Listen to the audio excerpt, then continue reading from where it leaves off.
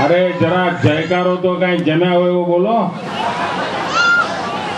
भारत माता की। अपना गाम में आव्यो छुं। तमने खबर छे 18મી જૂને શું થયું છે? ગામમાં કોઈને ખબર છે ભાઈ? આજે 18મી જૂને શું છે કોઈને ખબર છે? નથી ને?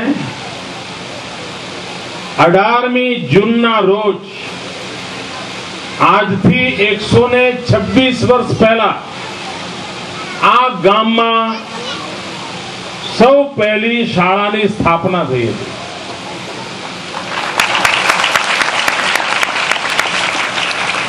અને એની તારીખ હતી 18મી જૂન। 126 વર્ષ પહેલા આપણા ગામમાં શાળાનો જન્મ થયો હતો અને 1884 18મી જૂન આજે 2010 માં 18મી જૂને આ રાજ્યના મુખ્યમંત્રી આપના ગામમાં આવ્યા છે।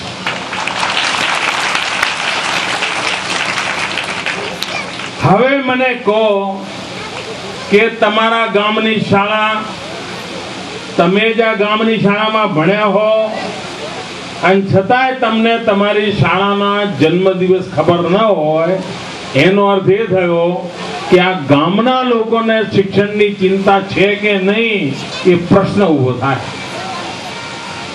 તમને તમારા છોકરાનો જન્મદિવસ ખબર હોય, તમને તમારી લગ્ન તિથિ ખબર હોય, પણ 126 વર્ષ નાનો સમય નથી ભાઈ।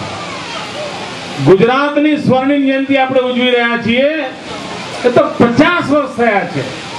આ તો 125 વર્ષ પૂરા થઈ ગયા। 125 વર્ષ કેટલા બધા શિક્ષકો આવ્યા હશે, કેટલા બધા વિદ્યાર્થીઓ ભણીને ગયા હશે, કેવા કેવા મોટા માણસો અહીંયા આવ્યા હશે। શું આ ગામની, આ શાળાની એ જવાબદારી નથી કે આપણે આપણી ગામની શાળા કેટલી જૂની છે, એ શાળાની જન્મ તારીખ કઈ હોય છે?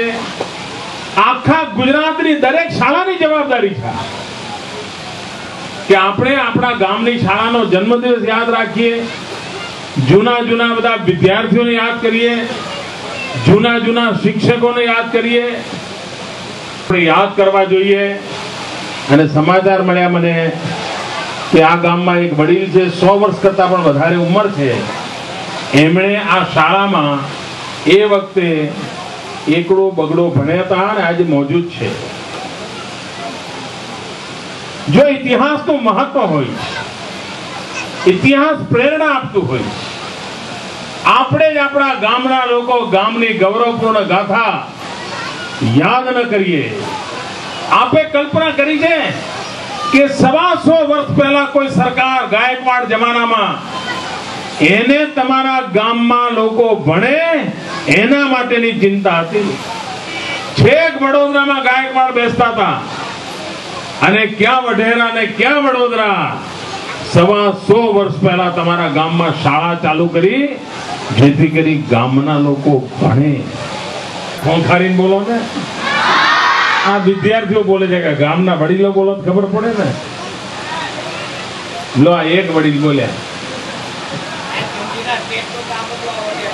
हैं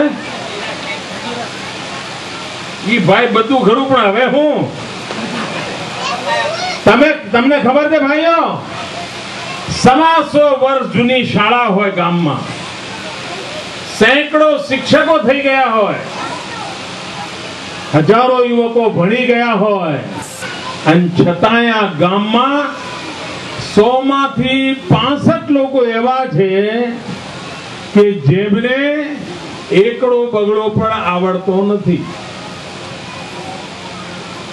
लखवा वांचवानी वात तो जवा दो, एटલું જ नहीं आ गाममां 100 मांथी 80 बहनों एवी छे के जेमने काळो अक्षर भैंस बराबर छे। એ ભાઈઓ બહેનો આમે ન જુઓ, તમે નથી ભણ્યા.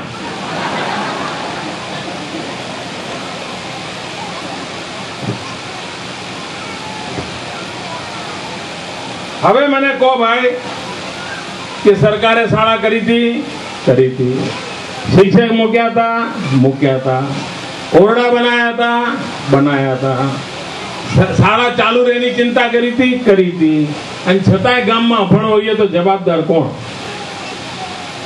સરકાર જવાબદાર? આપણા ગામની કોઈ જવાબદારી ખરી જ નહીં. આ સમાચાર દુઃખદ છે ભાઈઓ, દુઃખદ, કે 125 વર્ષથી આ ગામમાં શિક્ષણનો યજ્ઞ શરૂ થયો હોય અને છતાંય અડધા કરતા વધારે લોકો શિક્ષણથી વંચિત હોય. એના માટે સૌથી પહેલી જવાબદારી ગામ લોકોની બને છે. અને જો આ કામ આપણે કરીએ નહીં ભાઈઓ, તો પછી આ શિક્ષણમાં સુધારો આવે ક્યાંથી?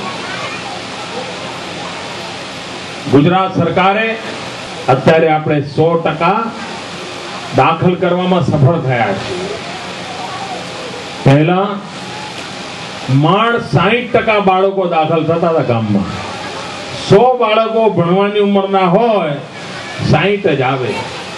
અને એમાંય છોકરું જો 2 દાડા રડે તેની માને પાછું લઈ જાય, ના બેટા રડવું નથી, રવા દે, ભણવાનું નથી. આપણે માને પોતાને રડવું આવે. છોકરું નિશાળે જાય અને જો 2 દાડા રડે તો માય જોડે રડવા માંડે અને મા એને ઉઠાડી મૂકે.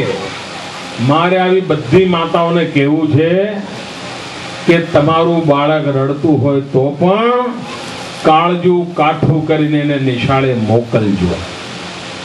એ રડતું હોય તો તમે જોડે રડવા ન બેસતા. અને આજે ભલે 2 દાડા રડશે, 5 દિવસ રડશે, પછી ધીરે ધીરે બધા છોકરાઓ જોડેની દોસ્તી થઈ જશે અને પછી એ બાળક આખી જિંદગી હસતું રહેશે. પણ જો તમે 2 દાડા રડ્યું ને ડરીને લઈ ગયા અને તમે એને એનું રડવાનું બંધ કરાવ્યું તો મોટો થયા પછી આખી જિંદગી રડવાનો છે.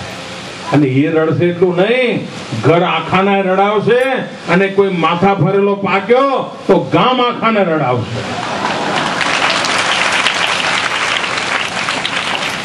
અને તેથી આપણે બાળકને ભણાવવાની બાબતમાં માયા હોય, મમતા હોય, લાગણી હોય, પ્રેમ હોય, બધું હોય, પરંતુ કોઈ માં બાળકને ભણાવવાની બાબતમાં જરા પણ છૂટછાટ ન આપે એવી મારી વિનંતી. 100 માંથી 60 બાળકો દાખલ થતા હતા અને 60 દાખલ થાય એમાંથી પણ 100 માંથી 40 ઉઠી જતા હતા. બચ્ચા કેટલા? એનું પરિણામ છે કે 125 વર્ષ જૂની શાળા હોવા છતાં પણ અહીંયા અભણ હોવાના લોકોની સંખ્યા પણ દેખાય છે. આપણે પ્રયત્ન કર્યો કે 100 દાખલ થાય, આ 100 માંથી 40 ઉઠી જતા એ બંધ થાય. અને પ્રયત્ન કરતા કરતા હવે સ્થિતિ એવી આવી છે કે 100 માંથી દાખલ થાય તો માંડ 2 કે 3 જ ઉઠી જાય છે. એના માટે મહેનત પડી છે, પણ હજુ આ 2 કે 3 ઉઠી જાય ને એનું પણ મને દુઃખ છે, એનું પણ મને દુઃખ છે. એક પણ બાળક ઉઠવું ના જોઈએ, એક પણ બાળક શાળા છોડવી ના જોઈએ.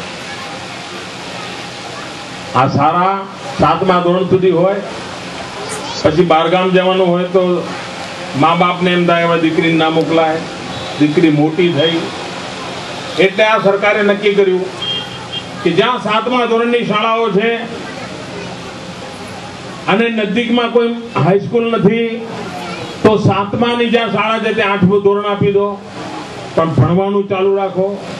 એના માટે 10-15 હજાર નવા શિક્ષકો ભરતી કરવા પડે, એ ભરતી કરો.